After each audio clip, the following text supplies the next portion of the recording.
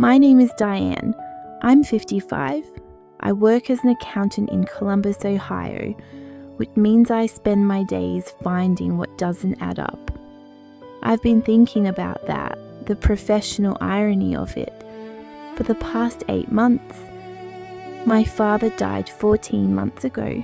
He was 78.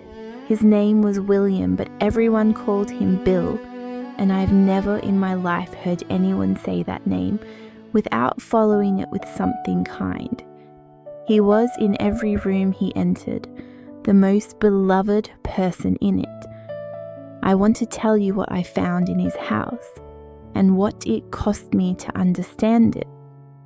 I want to start where the understanding began, in his desk drawer, 3 months after his funeral. A key, small brass numbered, a post office box key for a box at a branch I didn't recognize. Under the key was a receipt for the box, renewed annually. The first renewal was 1991. My father had been renting this box for 32 years. I didn't tell my mother, not yet. I drove to the post office the next morning. Inside the box were 47 letters. My father was the kind of man you read about in essays, about what fathers should be. He came to every school play. He knew the names of every teacher I ever had. When I was 16 and going through something I couldn't name, he sat outside my bedroom door and said, "I'm not going anywhere. I just want you to know I'm here." He didn't knock. He just stayed. He taught me to drive, to balance a checkbook, to shake someone's hand like I meant it. He told me I was capable of more than I knew, so many times and with such certainty that I eventually believed him. He was the first person I called, always, for 40 years. That person existed. He was real. Nothing I found changed that. The letters were from a woman named Ruth. They spanned 32 years. The first from 1991, the last from 2022, just 18 months before my father died. They were not love letters. There was no romantic feeling in them. They were practical, measured, occasionally angry.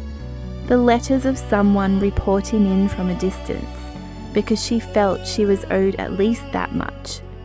Ruth wrote about her daughter, a daughter named Carol, my father's daughter, his first daughter, his daughter from before my mother, before me, before the life I knew as the whole of his story.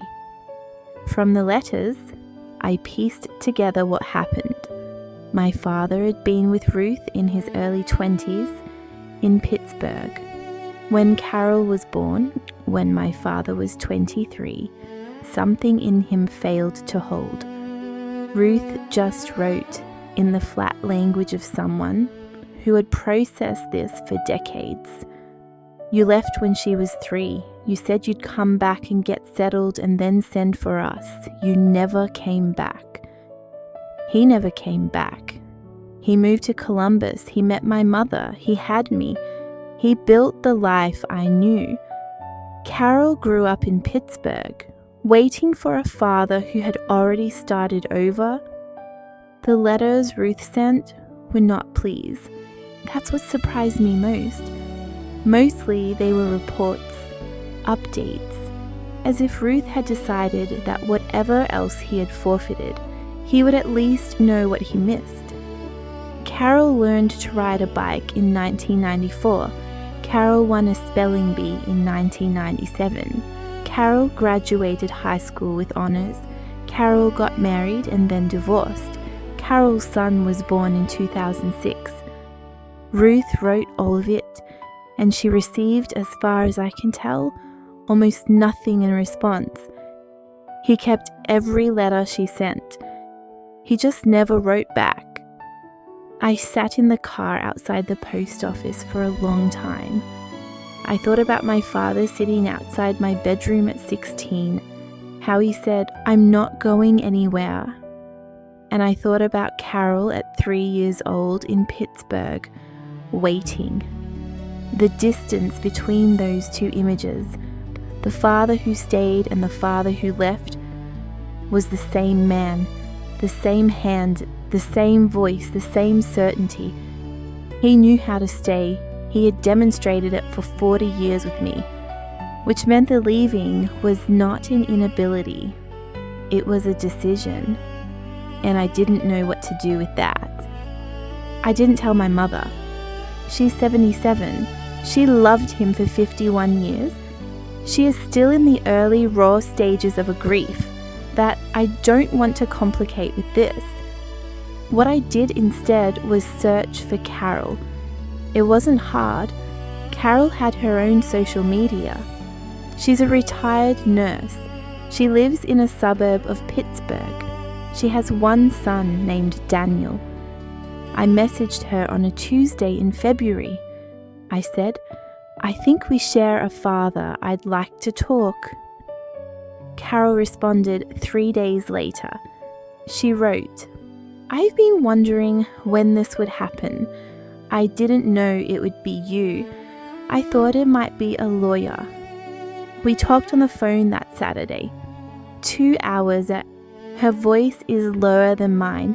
She has a Pittsburgh accent I can hear at the edges of certain words. She told me she'd known about me for years. Ruth had told her about the other family, the second try, she called it, the do-over. Carol said she had never reached out because she didn't want to want anything from people who owed her nothing. "You don't owe me anything," she said. "Neither did he. That was the problem." Carol told me about growing up. Ruth worked 2 jobs for most of Carol's childhood. There was no one sitting outside bedroom doors, no one at school plays. When Carol asked about her father, Ruth told her the truth in the flat way of a woman who had decided early that prettifying it did more damage. He left. He might come back. He hasn't yet. The yet lasted until Carol was 12, when she stopped using it. She built her life the way people do when they've understood early that self-sufficiency isn't optional. "I worked very hard," she said, "to not be the kind of person my origin story suggested I would be." She asked me what he was like, and I told her. I told her about the school plays and the bedroom door and the handshake and the driving lessons. I told her all of this as carefully as I could, because I understood as I was saying it that every specific thing I described was a specific thing she had not had, that the portrait I was painting was a portrait of her inheritance, left entirely to a stranger. Carol was quiet for a long time when I finished. Then she said, "He sounds like a good father." And I said, "He was." And we both let that sit between us without trying to soften it. After the call, I sat with a question I had been circling for weeks. If my father knew how to be a good father, and he clearly did, then his absence from Carol's life was not a failure of capability. It was a failure of will. He chose to leave and start over, and the goodness he built the second time, the goodness I received, was real, but it was funded in part by a 3-year-old girl in Pittsburgh who waited. I don't have a clean way to hold that. I've been trying for 8 months. I haven't found one. In our second phone call, I asked Carol if she had ever expected him to come back. She said, "Until I was 12. After 12, I decided to stop expecting things I couldn't control." I said, "Did you ever try to reach him?" She said, "Once when I was 19, I found his number and called. He picked up." I said, "What happened?" She said, he said he was sorry, that he'd made mistakes, that he hoped I was doing well. And then she said, He never came back, not even on the phone that day. He said sorry and he never called again. And I couldn't say anything, because what is there to say to that? We met in Pittsburgh in April. A cafe she chose, a neighborhood she knew. I drove 3 hours to get there. She was already there when I arrived, sitting in a corner booth, coffee in hand. She's taller than me. She has dark grey hair she keeps short. Her face is unfamiliar and familiar at the same time. I kept looking for my father in it and finding things instead of him. We talked for 4 hours. We were awkward at first, then we weren't. There's something that happens. When two people discover they share the source of a wound, even if the wounds aren't the same, something relaxes that would otherwise never relax. We discovered some things in common. We both take our coffee the same way, black, nothing in it. We both have the same instinct when someone tells a bad joke, which is to smile slightly but not reward it with laughter. We both became, in our adult lives, people who are extremely reliable because we had absorbed, somewhere early, that reliability was not guaranteed. Carol got hers from necessity, from a mother who needed her to be reliable. I got mine from my father, from watching him show up, over and over for decades. We got the same quality, from opposite experiences of the same man. Toward the end of our time at the cafe, Carol asked me something I hadn't expected. She asked, did he ever mention me or my mother even once? I sat with the question. I thought back through 40 years of conversations. I said, not once. She nodded, not with anger, with the specific recognition of someone whose suspicion has been confirmed. She said, I used to think that maybe he had told you about me. That was a story I let myself believe for a while. I said, I'm sorry. She said, don't apologize for him, it's not the same thing. She was right, it's not. I've thought a lot about the letters, about the fact that he kept them. 47 letters over 32 years from a woman reporting on the life of the daughter he had left. He kept everyone. He never wrote back, but he kept what she sent. I think it might be all three, guilt and love, and an inability to throw away the evidence of what he had done. I think some part of him was always in Pittsburgh, even when all of him was in Columbus. That doesn't exonerate him. He carried Carol the whole time, just not in a way that helped her. Just before we left the cafe, Carol reached across the table to show me something. She put her hand next to mine. We have the same hands, not similar, the same. The knuckle shape, the nail beds, the particular way the fingers sit when the handle's relaxed. We both looked at them for a moment without speaking. Carol said, I've spent a long time being angry at the parts of myself that looked like someone who left. I said, I understand that differently now. She said, I know, that's actually why I came. And then we walked out into Pittsburgh together, two strangers with the same father's hands. As we were saying goodbye outside the cafe, Carol asked me the question I had been dreading. She said, was he a good father? And I opened my mouth to answer, to say of course, and I stopped. Because the honest answer is yes. And yes contains this, he knew how. And knowing how means he chose not to, for her. I said, Yui, he was a very good father to me. She nodded. She said, thank you for not just saying yes. And she turned and walked back toward her car. And I stood there on a Pittsburgh sidewalk, understanding that some truths are not false, they are simply also something else. I drove 3 hours home after that. I let myself think. I thought about how my father sat outside my bedroom at 16 and said, "I'm not going anywhere."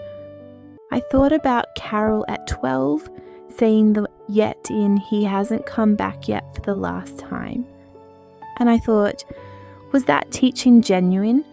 Can a lesson be real if the teacher was also capable of the opposite and chose it for someone else? I don't have an answer, but I don't think the lesson was a lie. I think love can be real and selective at the same time. That is maybe the most complicated truth of all.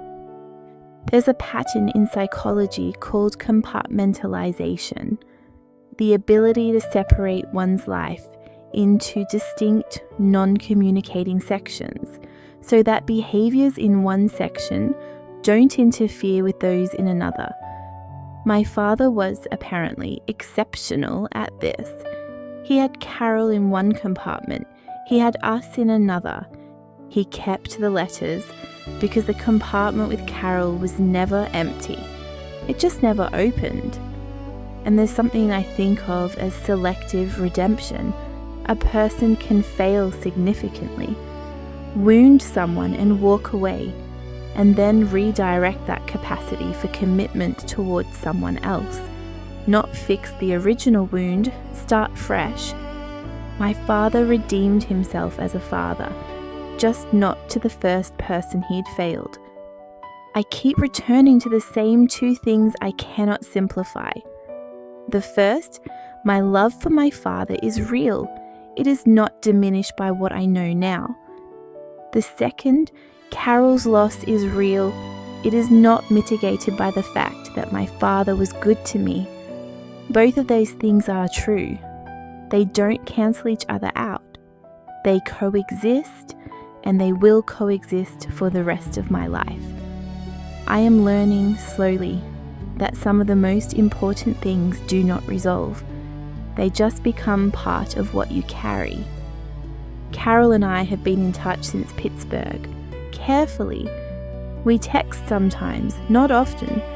She told me her son Daniel asked about me. She told him I was a relative, not sister, not half-sister, relative. A word with enough room for both what we are and what we're still figuring out. I sent her a photo of our father as a young man. She hadn't seen one. She texted back, "He looks young." I wrote, "He was." She wrote, "So were we." And I didn't know how to answer that, so I just let it be true. There are things I would say to my father if I could. I would tell him that I found the box, that I used the key, that I read everything Ruth sent him. I would tell him I understand that people are capable of failures they later surpass. But I would also tell him this: the cost of his second start was carried by someone who didn't choose to carry it, by a 3-year-old who waited, by a 12-year-old who stopped waiting, by a woman of 58 who built everything she has, without the specific kind of help he was so good at giving. He gave that help to me. I am grateful for it, genuinely, completely. And I wish with the same completeness that he had found a way to give some of it back to her. I want to say something to anyone who has discovered that the person who loved them well also failed someone else badly. You are allowed to hold both truths. You are allowed to love them. You are allowed to be grateful for what you received. The love you were given was real, but you are also allowed to grieve on behalf of the one they left. You don't have to choose. He was capable of extraordinary love and of extraordinary absence. Both things are true. Both things can live in you at the same time. You didn't sign up for that complexity, but it's yours now. And carrying complexity, honestly, is its own kind of integrity. I have 2 questions for you today. They go in two directions. The first is for anyone who has ever received someone's best, who was loved well by someone, who was also capable of loving badly. What do you do with a love that is real but also partial? The second is for anyone who has ever been the one who is left, who waited, who stopped waiting. What did it cost you to rebuild yourself without the specific thing that was withheld? I want to know both. All of it is part of the same story. Leave it in the comments. I'll read everything. Before you go, if you were loved well by someone who also left someone else behind, I want you to hear this. You didn't take anything from anyone. The love you received was given to you. You didn't reach into another child's life and take it.